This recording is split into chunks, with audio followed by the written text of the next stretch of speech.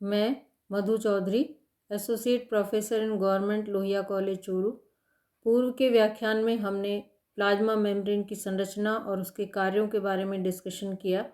आज हम विभिन्न कार्यों को करने के लिए प्लाज्मा मेम्ब्रेन के रूपांतरण द्वारा निर्मित संरचनाओं के बारे में डिस्कशन करेंगे, यानी प्लाज्मा मेम्ब्रेन का विशिष्टीकरण, स्पेशलाइजेशन ऑफ प्लाज्मा मेम्ब्रेन।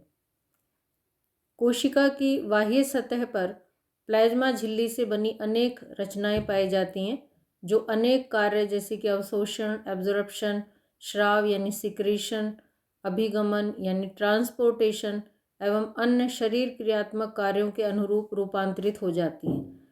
ये रूपांतरण कई प्रकार के होते हैं, जैसे माइक्रोविलाइज, इंटरडिजिटेशंस, डेस्मोसोम्स, प्लाज्मोडेस्मेटा, टाइट जंक्शंस और जोन्युला ऑक्लूडेंस और नेक्सस। यहाँ हम देख सकते हैं प्लाज्मा मेम्ब्रेन की सरफेस पर अगर इस तरह के उभार या प्रवर्ध हमें नज़र आते हैं, हम इन्हें माइक्रोविलाइज बोलते हैं। दो एडजेसेंट सेल्स की जो प्लाज्मा मेम्ब्रेन है, उसके बीच के गैप में अलग अलग प्रकार की संरचनाएं अलग अलग कार्यों को करने के लिए प्लाज्मा मेम्ब्रेन के रूपांतरण द्वारा निर्मित होती हैं। इन संरचनाओं में अगर सीलिंग एलिमेंट के द्वारा ये गैप भर दिए जाते हैं, टाइट किए जाते हैं, तब हम इन्हें टाइट जंक्शंस कहते हैं। अगर दोनों एडजेसेंट सेल्स की प्लाज्मा मेम्ब्रेन के पीछे ये थिकनेस के द्वारा बनने वाली संरचना होती है, जिससे टोनो फाइबर्स रेडिएट होते हैं, जुड़े रहते हैं, तब हम इन्हें डेस्मोसोम्स बोलते हैं। और इसी प्रकार अगर एडजेसेंट सेल्स या समीपस्थ कोशिकाओं की जो झिल्लियां हैं वो इस प्रकार के फोल्डिंग्स बनाती हैं, तो हम इन्हें इंटरडिजिटेशंस कहते हैं। ये अलग अलग प्रकार की संरचनाएं कोशिका झिल्ली में अलग अलग कार्यों को करने के लिए रूपांतरित होने के पश्चात बनती हैं। ये रूपांतरण जो मॉलिक्यूल्स और आयन और दूसरे सब्सटेंस का एक कोशिका से दूसरी कोशिका में ट्रांसपोर्टेशन किया जाता है, उसको रेगुलेट करने के लिए किया जाता है। हमें आयनों और मॉलिक्यूल्स की अगर ट्रांसपोर्टेशन रेट बढ़ानी है या कम करने हैं, तो अलग अलग तरह की संरचनाएं निर्मित होती हैं प्लाज्मा मेम्ब्रेन के मॉडिफिकेशंस के द्वारा। इसी तरह जो प्लाज्मा मेम्ब्रेन की सरफेस को बढ़ाने के लिए, उसके सरफेस एरिया को बढ़ाने के लिए, जिससे कि किसी भी कार्य को करने के लिए जो प्लाज्मा मेम्ब्रेन की उस पर्टिकुलर सतह पर किया जा रहा है, जैसे माइक्रोविलाइज है, तो माइक्रोविलाइज में अवशोषण के लिए हम इस तरह के प्रवर्ध रूप जो बनते हैं, उससे प्लाज्मा मेम्ब्रेन का जो सरफेस एरिया है वो इंक्रीज हो जाता है। उसी तरह इंटरडिजिटेशंस में जो प्लाज्मा मेम्ब्रेन का सरफेस एरिया है वो इंक्रीज हो जाता है। तो इस तरह से हम देखते हैं कि प्लाज्मा मेम्ब्रेन की सतह को बढ़ाने के लिए जो कार्य उसके द्वारा रेगुलेट किए जा रहे हैं, उनको प्रॉपर वे में संचालित करने के लिए अलग अलग तरह की संरचनाओं का निर्माण किया जाता है प्लाज्मा मेम्ब्रेन के रूपांतरण के द्वारा।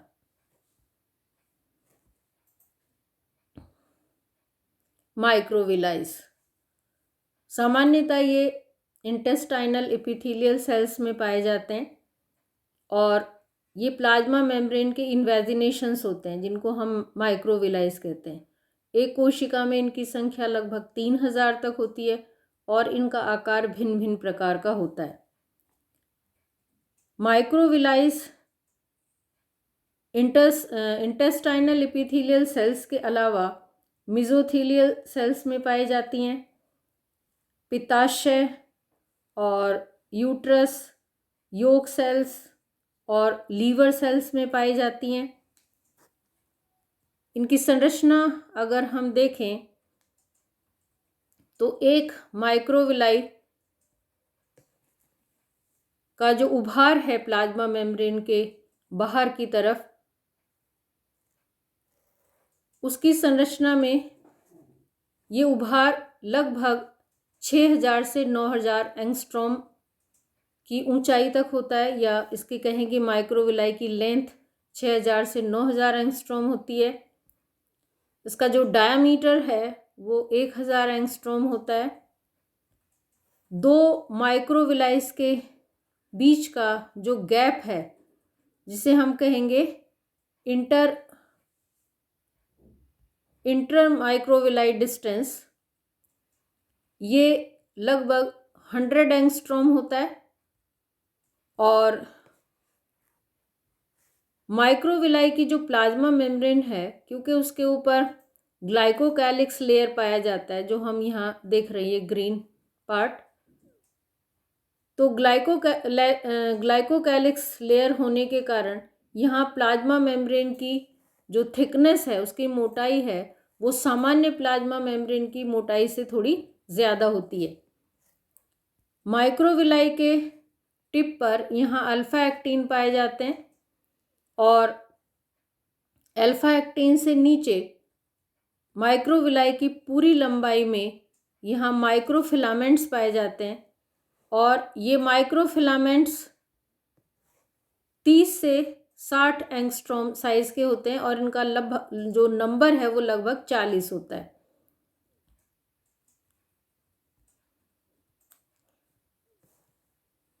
ये माइक्रोफिलामेंट ट्रांसवर्स माइक्रोट्यूब्यूल्स द्वारा जुड़े रहते हैं, और ये ट्रांसवर्स माइक्रोट्यूब्यूल्स एक दूसरे के साथ लिंक रहते हैं, और इस तरह से ये टर्मिनल वेव का निर्माण करते हैं। और ये जो टर्मिनल वेव है और माइक्रोफिलामेंट्स हैं, इनको सपोर्ट किया जाता है मायोसिन हेड्स के द्वारा, और इस तरह से ये पूरी संरचना निर्मित होती है, जहाँ पर माइक्रोविलाई के द्वारा जो अवशोषित पदार्थ हैं, वो अवशोषित पदार्थ अल्फा एक्टिन से माइक्रोफिलामेंट्स में होते हुए इन टर्मिनल वेव के माइक्रोट्यूब्यूल्स के द्वारा कोशिका की झिल्ली के नीचे साइटोप्लाज्म में ट्रांसपोर्ट किए जा सकते हैं, आसानी से पूरे में फैल जाते हैं।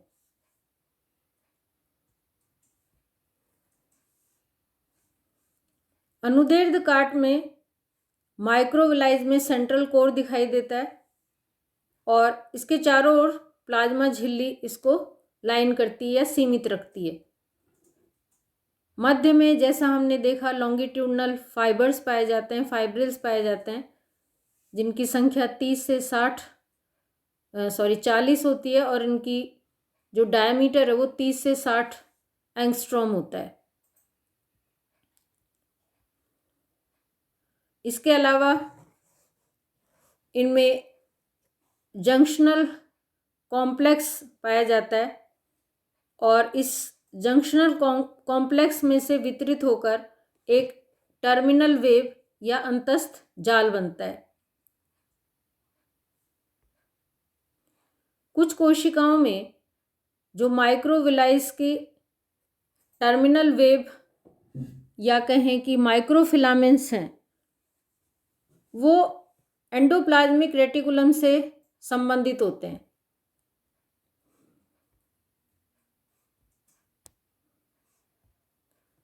और एंडोप्लाज्मिक रेटिकुलम से जुड़ने के साथ ये कोशिका द्रव्य के बाहर और भीतर एक डायरेक्ट चैनल बना लेते हैं।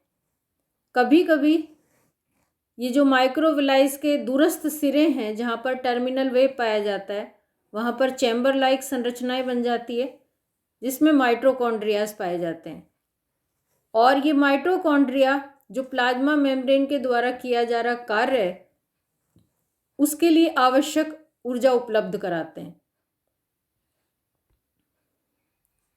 इंटरडिजिटेशंस, जो नियरेस्ट सेल्स हैं, समीपस्थ कोशिकाएं हैं, उनकी प्लाज्मा झिल्ली सामान्यतः 100 से 150 एंगस्ट्रॉम का उनके बीच में गैप होता है। ये जो गैप है, कभी कभी दो जो समीपस्थ कोशिकाएं हैं या नियरेस्ट सेल हैं, उनकी झिल्लियां इस प्रकार उंगली के समान प्रवर्धों में फोल्ड रहती हैं और इन्हें हम इंटरडिजिटेशंस कहते हैं। डेस्मोसोम्स, कुछ भागों में जो निकटवर्ती कोशिकाएं हैं उनकी प्लाज्मा झिल्ली चारों ओर से मोटी हो जाती हैं और इनको हम डेस्मोसोम्स कहते हैं। प्रत्येक डेस्मोसोम के कोशिका द्रव्य में फाइब्रिल्स की एक सघन परत रेडिएट रहती है या विकिरणित रहती है, जिन्हें हम टोनोफाइबर्स कहते हैं। डेस्मोसोम्स निकटवर्ती कोशिकाओं की प्लाज्मा झिल्लियों पर वृत्ताकार क्षेत्र होते हैं, जैसा हम यहाँ देख रहे हैं। ये निकटवर्ती प्लाज्मा मेम्ब्रेन की झिल्लियाँ हैं, ये एक सेल है, ये दूसरा सेल है और ये इनकी झिल्लियाँ हैं। तो समीपस्थ जो कोशिकाएं हैं उनकी झिल्लियों पर ये वृत्ताकार क्षेत्र होते हैं और इनके बीच में जहाँ पर डेस्मोसोम्स निर्मित होते हैं वहाँ पर प्लाज्मा झिल्ली के दो जो नियरेस्ट सेल हैं उनकी प्लाज्मा झिल्ली के बीच का जो डिस्टेंस है, जिसे 100 से 150 एंगस्ट्रॉम तक होना चाहिए, वो 300 से 500 एंगस्ट्रॉम तक ब्रॉड होता है, चौड़ा होता है।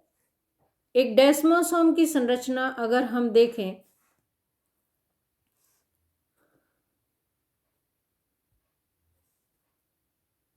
ये दो नियरेस्ट सेल की झिल्लियां हैं और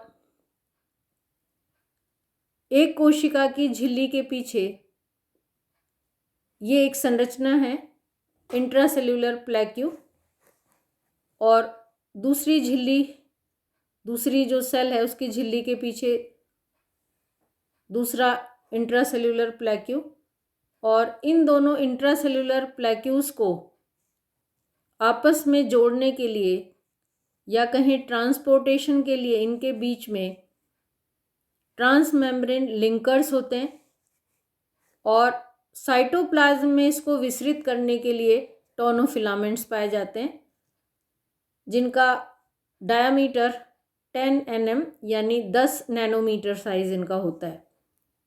ये जो ट्रांसमेम्ब्रेन लिंकर्स इसमें पाए जाते हैं, इनको सपोर्ट करने के लिए, ट्रांसमेम्ब्रेन लिंकर्स को सपोर्ट करने के लिए यहाँ सेंट्रल स्ट्रेटम पाया जाता है, जो हार्डनेस बनाता है, इस पर्टिकुलर एरिया को स्टिफ बनाता है, दृढ़ बनाता है।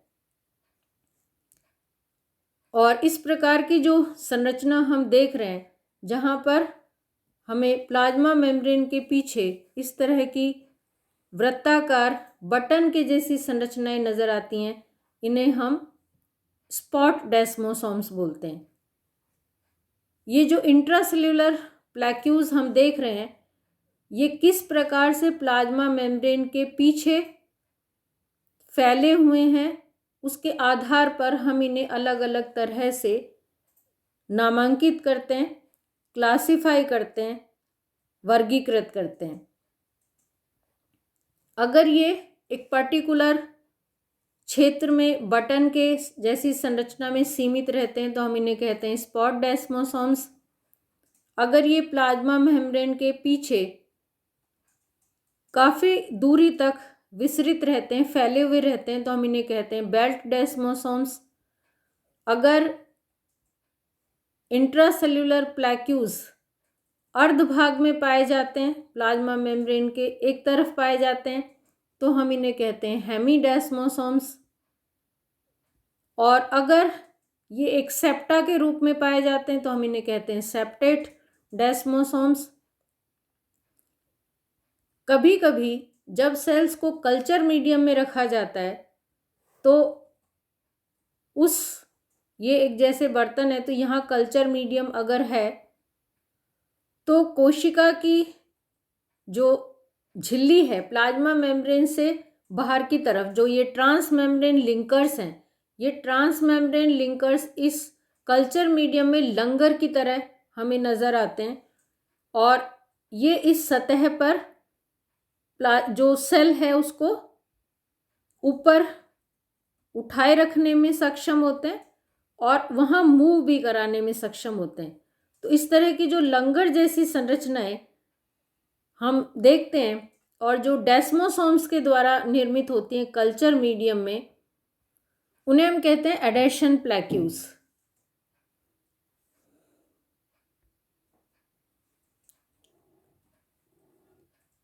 ऐसे स्थान जहाँ पर डेस्मोसोम्स पाए जाते हैं वो डेंस मटेरियल द्वारा भरे रहते हैं और जनरली ये डेस्मोसोम्स एपिथेलियल सेल्स में पाए जाते हैं, लेकिन उसके अलावा जो नर्व सेल्स हैं वहाँ और दूसरे स्थानों पर भी ये पाए जा सकते हैं। डेस्मोसोम्स मुख्य रूप से एडेशन का यानी आसंजन यानी जोड़ने का कार्य करते हैं और ये एक सेल की निश्चित आकृति को बनाए रखने में भी सहायक होते हैं। क्यों? क्योंकि ये उसे दृढ़ता प्रदान करते हैं। सेलुलर सपोर्ट इनके द्वारा प्रदान किया जाता है। कभी कभी कुछ उपकला कोशिकाओं में यानी एपिथेलियल सेल्स के आधार पर कुछ दूसरी संरचनाएं भी पाई जाती हैं जो डेस्मोसोम के अर्ध भाग को प्रदर्शित करती, जिन्हें हम हेमीडेस्मोसोम्स कहते हैं। इसके अलावा जैसा अभी हमने देखा कि डेस्मोसोम्स और भी कई प्रकार के हो सकते हैं, जैसे कि बेल्ट डेस्मोसोम्स और जोना एडहेरेंस। इन रचनाओं को हम इंटरमीडियरी जंक्शंस या टर्मिनल बार भी कहते हैं। स्पॉट डेस्मोसोम्स जो अभी हमने देखा, मैक्यूला एडहेरेंस। इसके अलावा हेमीडेस्मोसोम्स हो सकते हैं, सेप्टेड डेस्मोसोम्स हो सकते हैं और एडेशन प्लेक्यूल्स हो सकते हैं। प्लाज्मोडेस्मेटा, कभी कभी कोशिकाएं साइटोप्लाज्मिक ब्रिजेस के द्वारा आपस में जुड़ी हुई रहती हैं और ये जो साइटोप्लाज्मिक ब्रिज हैं या कोशिका द्रव के द्वारा बनने वाले कनेक्शंस हैं, ये प्लाज्मा मेम्ब्रेन पर पाए जाने वाले छिद्रों से एक दूसरे से जुड़े हुए रहते हैं और इन्हें हम जीव द्रव्य तंतु या प्लाज्मोडेस्मेटा बोलते हैं। इस प्रकार की संरचनाएं सामान्यतः प्लांट सेल्स में पाई जाती हैं, परंतु जो फर्सेट है उसने कुछ स्पर्मेटोसाइट्स और स्पर्मेटिड्स में इस तरह की संरचनाओं की उपस्थिति का पता लगाया।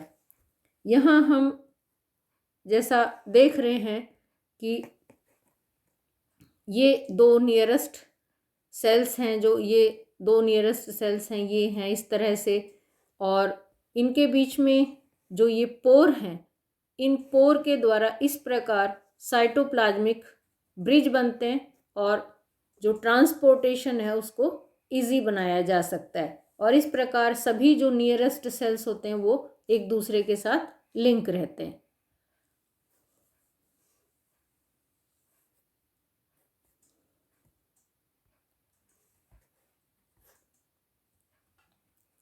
देन टाइट जंक्शंस या जोनुला ऑक्लूडेंस, ये जो नियरेस्ट सेल्स होते हैं उनके बीच में पाए जाने वाले ऐसे स्पेसिफिक प्लेसेस हैं, ऐसे विशिष्ट प्रदेश हैं जहाँ पर जो ट्राइलेमिनर प्लाज्मा मेम्ब्रेन है उसके बाह्य सतह, जो प्रोटीन की बाह्य सतह है, वो दोनों एक दूसरे के साथ टाइटली जुड़े हुए रहते हैं और उस जगह को ये ब्लॉक कर देते हैं, अवरुद्ध कर देते हैं। क्योंकि वो उसे ब्लॉक कर देते हैं इसलिए हम उनको टाइट जंक्शंस कहते हैं और ऐसा माना जाता है कि टाइट जंक्शंस पर आयनों की जो पारगम्यता होती है, परमेबिलिटी है, वो बहुत ज़्यादा होती है और जो विद्युत प्रतिरोध है वो बहुत कम होता है।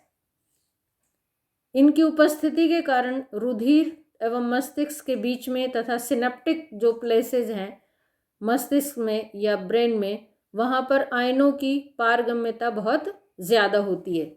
हम जैसा यहाँ देख रहे हैं, ये दो नियरेस्ट सेल हैं, उनकी प्लाज्मा मेम्ब्रेन है, ये एक सेल है, ये दूसरा सेल है और इन दोनों सेल्स की ये प्लाज्मा मेम्ब्रेन जब एक दूसरे के नज़दीक यहाँ आ रही हैं तो ये वो प्लेसेस हैं जहाँ पर सीलिंग एलिमेंट्स ने इनको ब्लॉक किया हुआ है। यहाँ पर प्लाज्मा मेम्ब्रेन की जो प्रोटीन वाली आउटर लेयर है वो एक दूसरे के साथ टाइटली जुड़ी रहती है और इनको हम कहते हैं टाइट जंक्शंस। यहाँ से जो मॉलिक्यूल्स और आयन ट्रांसपोर्ट किए जाते हैं एक दूसरे सेल में लाए ले जाए जाते हैं, तो वो प्लाज्मा मेम्ब्रेन के नीचे कुछ दूसरे फिलामेंट्स के द्वारा ट्रांसपोर्ट किए जाते हैं या कहें कि डिस्ट्रीब्यूट किए जाते हैं। और वो दूसरे जो फिलामेंट्स इनको डिस्ट्रीब्यूट करते हैं प्लाज्मा मेम्ब्रेन की सतह के नीचे साइटोप्लाज्म में, उसमें मेन होते हैं एक तो कोर फिलामेंट्स जो हम यहाँ देख रहे हैं और दूसरे हैं जो साइटोप्लाज्मिक फिलामेंट्स हैं। तो साइटोप्लाज्मिक फिलामेंट्स और कोर फिलामेंट्स के द्वारा ये जो टाइट जंक्शंस हैं वो जुड़े हुए रहते हैं और जो मॉलिक्यूल्स और आयंस यहाँ से ट्रांसपोर्ट किए जाते हैं वो डिस्ट्रीब्यूट किए जाते हैं साइटोप्लाज्म में और दूसरे जो नियरेस्ट सेल्स हैं वहाँ पर।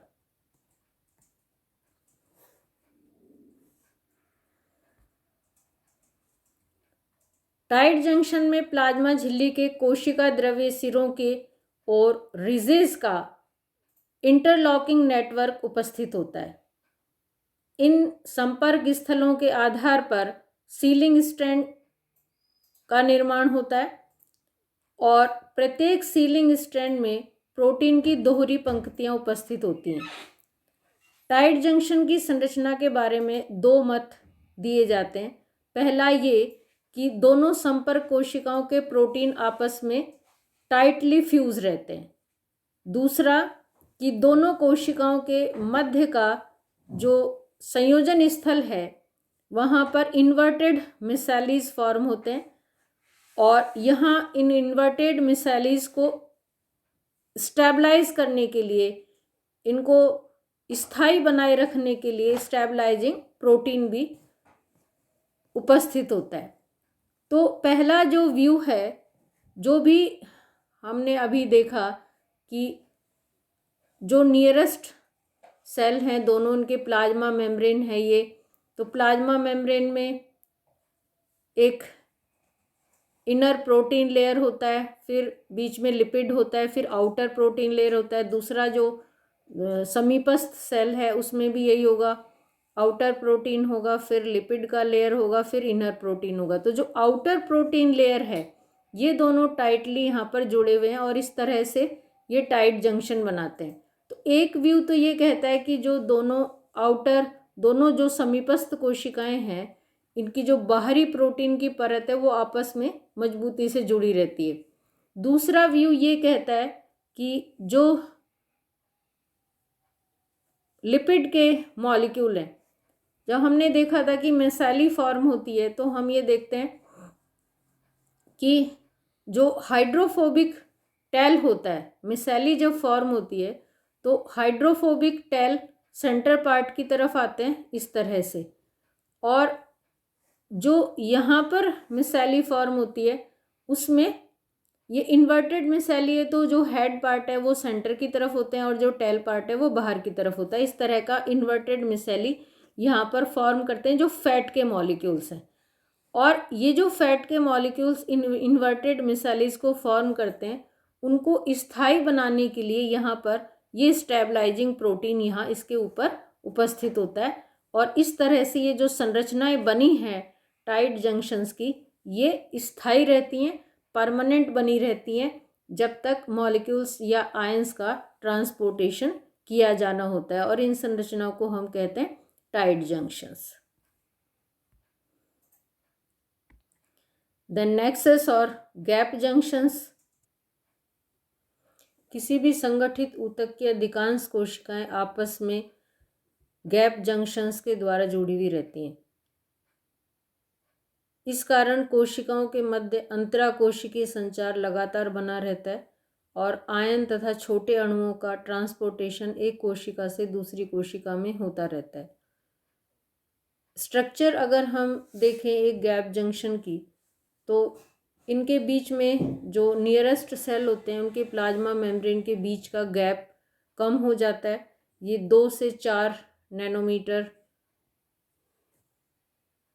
चौड़ा स्पेस उनके बीच में रहता है और इस गैप के बीच में सिलेंड्रिकल शेप की संरचनाएं बनी होती हैं जिसमें 12 सब यूनिट्स होते हैं।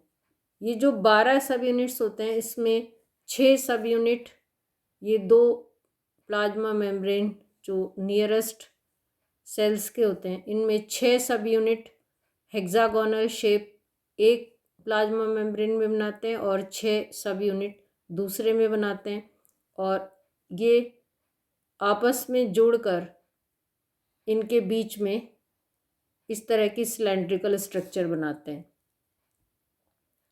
ये जो सिलेंड्रिकल स्ट्रक्चर और इन 12 सब यूनिट्स के द्वारा बनाया जाता है, उसके द्वारा मॉलिक्यूल्स और आयन हैं उनका ट्रांसपोर्टेशन एक सेल से दूसरी सेल में किया जाता है।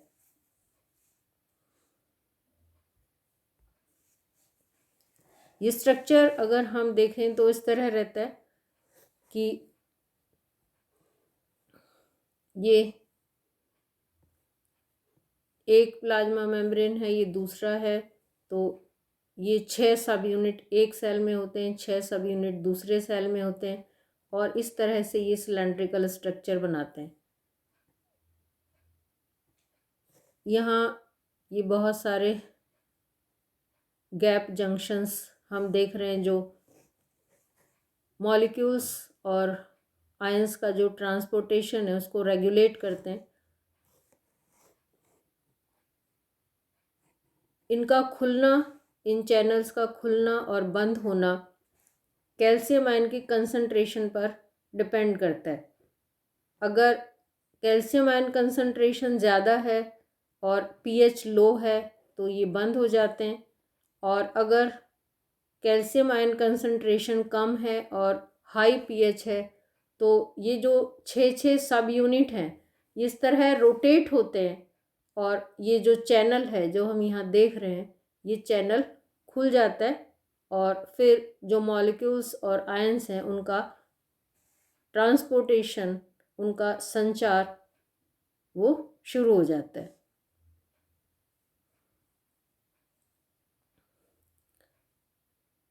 Difference between gap junctions, tight junctions and desmosomes.